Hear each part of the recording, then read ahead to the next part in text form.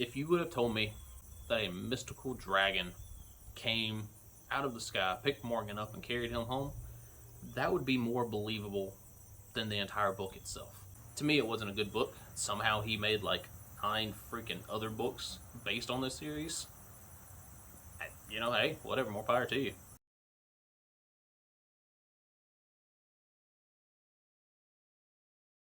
Hey guys, T2I here, back again with another video today. We're going to be reviewing and going over some lessons I learned from reading the Coming Home book by A American. Y'all seem to really like the book review and lessons learned from 1 Second After, so hopefully this video does as well as that video series does. I'll be going through like a basic synopsis of the book, some lessons learned, and then a kind of a review on it at the end, so it might be a little bit lengthier. So let's get it started with Coming Home. This is a series by A American. I believe that is actually Chris Weatherman. Don't quote me on that, but I think that's what it is. This book is about a man named Morgan. He is 250 miles away from home when an event happens. And the first book in the series is his walking home journal, his walking home kind of day-to-day, him getting that 250 miles home. Throughout the book, he runs into a female named Jess, who is kind of like a college-age student, and a man named Thad. Thad is a large black man, as described in the book, carrying a shotgun. It is about their adventure, their journey to go home. So we're going to go over some of the things that happen, as well as some lessons that I learned from that book. The biggest lesson that I learned from Coming Home, the number one lesson, is be prepared. Within the first chapter of the book, Morgan, the main character, realizes that an event is happening, right? His car stalls out on the side of the road. He knows, okay, I'm 250 miles from home, and he starts mapping out his location. The very next morning he wakes up, okay, the car still won't work. Time to move, time to go. He's prepared. He has this large get home bag in the back of his car, and he knows that this could have been any day. He didn't sit around going, well, maybe someone will come get me, or well, maybe, I don't know. He was prepared, and he had a plan in place to walk that 250 miles home. Number 2 is make friends. On our get home bag, bug out bag challenges that we do, we say the best thing you can carry is a guy with more gear. Because that friend is going to have things that you don't need. That friend is going to be able to watch your back when you sleep, when you take a nap, when you're off doing something else. Morgan gets shot in the head. What Thad, the large black man, does is he throws him in the back of a truck that's running, and he takes him to another friend's house. That friend just happens to be an old military sergeant who has everything under the sun and fixes Morgan up. Having friends not only allows for Morgan to survive, but it also had them a place to go when things got that bad. Sarge is the guy that fixes Morgan up, and Thad was a truck driver. They start talking on the CB radio, they start talking on the ham radio.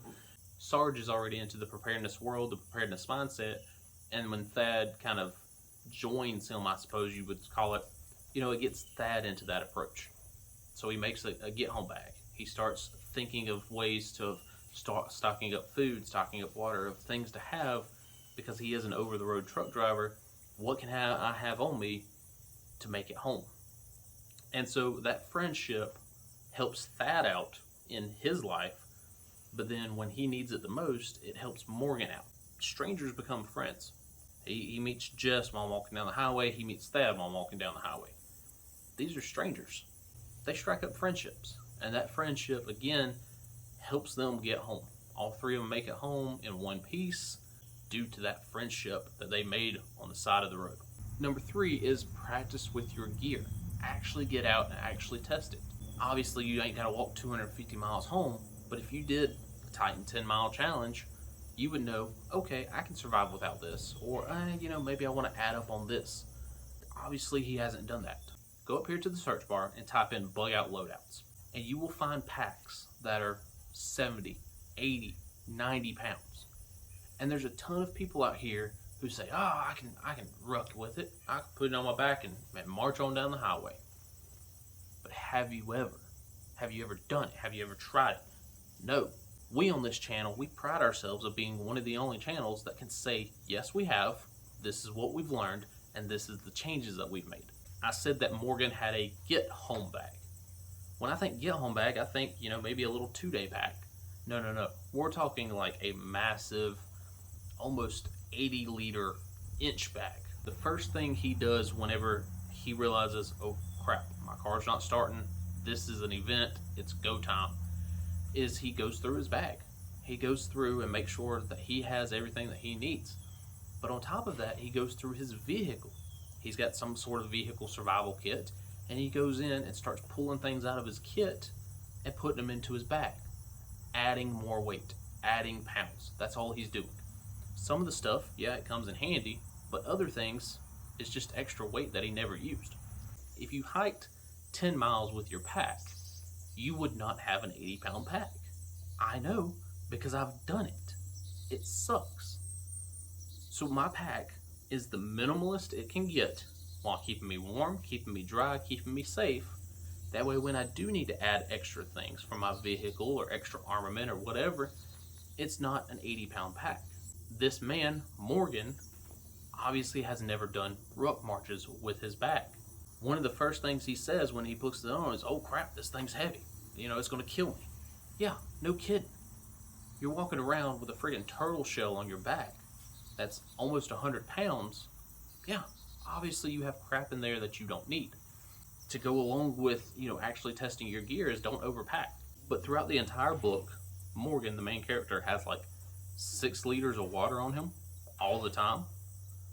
He also has like 3 different shelter setups. Each of those shelter systems causes him to add weight. Could he have dropped the Eno? Sure, yeah, drop a pound, drop 2 pounds. Could he have dropped some water? Absolutely. Do you need 6 liters of water? Maybe, probably not. If you have an 80-pound get home bag, chances are you've never actually rucked with that thing. Chances are you've never taken it out of the closet. Number 4, friendly actions require friendly reactions. Hostile actions require hostile reactions. A guy comes up, man, I want your pack, I want your stuff. And Morgan's like, look, dude, you stay on your side of the road, I'll stay on mine. Well, the guy approaches him, keeps on coming. He pulls the gun, Morgan pulls the gun, he shoots him. Hostile actions. Friendly actions. At one point, he's taken in by a couple of elderly folks. They make him this big old breakfast spread of food. They made him dinner that night. I mean, you're talking about like a grand 4-course meal. It fills his belly up. It makes him happy. It makes him sleep well. It makes him continue his journey. That's meals that he doesn't have to use from his pack to keep on furthering. They're friendly. He's friendly. He tosses up his hand. Hey, how you doing? And keep on walking by. And for the most part, that gets him through. He's not walking around looking like Billy Bob Badass, looking for a fight. And that gets him through. People, stop, talk. Hey, where you headed? I'm headed north. You're headed south. Okay, cool. A lot of people think in some sort of post-event world, oh my God, I'm going to shoot my neighbor. Okay, well, good luck with that. Because you shoot the neighbor, he's going to shoot back. But if you toss your hand up, hey Bob, how you doing? You need anything? Well, how can you help me? I can help you. That's what's going to make the world go round. That's what's going to further progress you. You sitting around here shooting all your neighbors, you're not going to have a neighbor left when the marauders come. You're not going to have a neighbor left when a bulk of people come and raid your stuff. I believe there's a time and a place for everything. And if you have to be violent, be violent. But learn how to de-escalate situations too. By him not being violent, he got free food. By him not being violent, he got, medical care. Yeah, be nice to people. If not, you're going to end up like the guy in the chapter 1, you're going to get shot. Number 5, this one's going to be controversial. I hear a lot about ham radio. Ham radio, you need your ham license, you need ham radio, ham. Ham radio might not be the best option. He meets these military, paramilitary folks. They're trying to get across the lake. They said, hey, we got guys on the other side of the lake. They'll come pick us up. It'll cut your journey in half. So they get on that ham radio and they say, hey, this is us. We're here. Come pick us up. Next thing you know, a helicopter's landed on that location. Helicopter takes out their friends in the boat and then turns its guns towards Morgan and them that are sitting on the beach. Why? Because a ham radio can be tracked. Ham radios are not as good as people think. Can you reach distances from here to California. Absolutely. They rely on the repeater towers. If the backup power for the repeater towers does not work, the repeater towers don't work. Now you have nothing more than an overpriced walkie-talkie. In this book, the backup power stations did work. They could keep their distances, right? They could get that 50-mile distance on a ham radio. But ham radios got tracked. And they can be tracked with very minimal effort. When after Morgan gets shot, he meets Sarge. Sarge says, all right, hey, listen, here's your ham radio. You're going to check in with me every day. Multiple times throughout the check-ins, they say, hey, I'm at location X. Okay, cool. Well, then someone else will pop on the line. This is a private network. You will get off the line or we will come find you.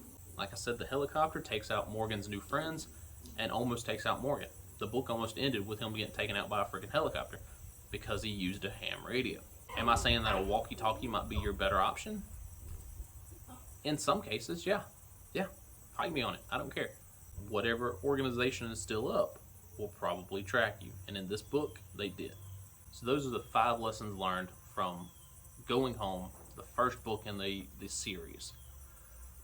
What are my thoughts and my opinions on the book? Honestly, I didn't like the book. If you would have told me, chapter 5, that a mystical dragon came out of the sky, picked Morgan up, and carried him home, that would be more believable than the entire book itself. I don't want to compare this to One Second After, but because it's the only book that I've done the review on, hey, I kind of have to. One Second After was prepper fiction. It was more real life fiction. This book was also prepper fiction. The fact that this book didn't contain Morgan bitching and griping all the time annoyed me. You're a middle-aged man who's carrying 80 plus pounds, who got shot in the head, but yet never once complained. Never once complained about his legs, never once complained about his feet, never once got blisters, never once started to chafe. You just walked home like it was another day in the market. The only time that he said, damn, my pack's heavy, is at the beginning of the book. He put it on, strapped it. Oh man, this thing, it's got a little bit of weight in it. Okay, keep on marching. This was a hero fantasy book. That's all it was. Morgan goes in and Morgan saves the day 3, 4, 5 times. At one point in the book, he follows some local town hicks to a woman's house where they're fixing to go in and they're fixing to rape her. And Morgan goes in, boom, boom, boom, boom, boom, starts shooting out. Boom, kills all the bad guys. They gave him a big hooray parade. The old lady and the man next door, they feed him for 2 days, and then, yay, you're the hero, high five. Morgan's walking down the street. The dude comes up, hey, give me your stuff or I'm going to shoot you, and he, pow, pow, pow, pow. Like, we're out in the Wild West. I get it. It is a world without law. I understand. It played too much on the fiction part. It doesn't say his background. It doesn't say he was seer. It doesn't say he was a ranger. It just says he's a middle-aged guy, and I think he was working on computers. So you've got this guy who has very little experience in the real world, but now he's out here making freaking booby traps. Really? He has very little experience in actually hiking with this bag, but now he just hiked 250 miles with over a 100-pound pack. This is one thing that I dislike about these prepper fiction books. Amerigeddon was the same way, the movie. Jericho was the same way, the show. You've got this guy who just randomly happens to be the most badass person around. A middle-aged man who probably can't even walk to his mailbox is now carrying a 100-pound pack. A guy who has no military, no law enforcement training is now walking around being the sheriff of the town. And, oh my gosh, the military intel. Gotta love that. It's like one of these fear porn preppers right here on YouTube. It's like they wrote a book. They're the main character. Nothing bad ever happens to them. If it does, they survive. But they have military intel. They know that the engine is corrupt and that the system's corrupt. They know who the head is. They know how to cut the head off the snake. That's what I found in this book. Not a fan of it. Didn't like it. Again, the fact that it didn't talk about blisters. It didn't talk about chafing. It didn't talk about, his back killing him. Led me to believe that this man is invincible. He gets shot in the head by one of his own people. Yeah, whatever, cool, we'll walk it off. He walks 200 miles with an 80-pound pack. Yeah, well, cool. Most people watching this probably couldn't walk 20 miles with a 100-pound pack, let alone 250. But yet, this man, you know, he's invincible. If that is how the first book is, then the rest of the series is going to be just as bad. Is there lessons to be learned? Yeah, there is. Maybe one of you guys watching will say, hey, this is my favorite book. You forgot to mention X, Y, and Z. You know, again, I hate being negative, but I wasn't a fan. Too much hero complex, not enough action, too many boring spots. To me, it wasn't a good book. Somehow he made like 9 freaking other books based on this series. You know, hey, whatever, more power to you. Good for him. Hope you like this video. Read it, read the book if you want to. I'm not telling you to. I'm not telling you not to. But there are some lessons to be learned. If you read the book, let me know some other lessons. If you know of any other books, let me know of them in the comments. And if you guys like doing book reviews, let me know, and I'll start doing more. You know, again, I'm a slow reader, so it takes me a little bit, but I can do some more. Alright guys, that's all I got for today. D2 out.